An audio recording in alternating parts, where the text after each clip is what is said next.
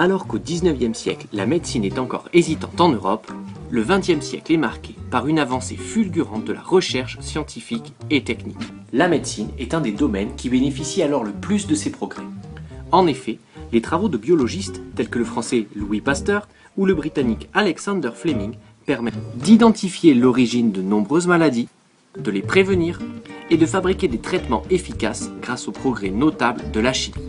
Outre la biologie, la physique n'est pas en reste et contribue au développement de technologies nouvelles.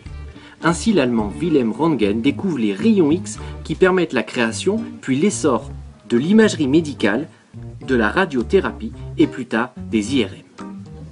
L'accélération des découvertes scientifiques, bénéfique entre autres au domaine médical, tient à l'ingéniosité de certains hommes, mais aussi au développement d'institutions telles que les universités et les centres de recherche. L'Institut Pasteur, fondé à la veille du XXe siècle, en est un exemple. Les sociétés sont alors bouleversées par ces progrès. Grâce à la vaccination, les hommes sont mieux armés contre les maladies et la découverte des antibiotiques permet de guérir des maladies jusque-là incurables. Ainsi, au cours du XXe siècle, l'espérance de vie des populations augmente fortement sous l'impulsion des États qui mettent en place d'ambitieuses politiques de santé publique.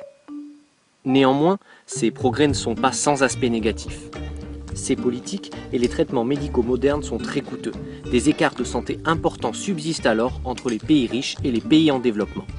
De plus, la capacité de la recherche scientifique à transformer la nature et l'homme à travers le clonage, les OGM ou les armes biologiques par exemple suscite aussi des inquiétudes.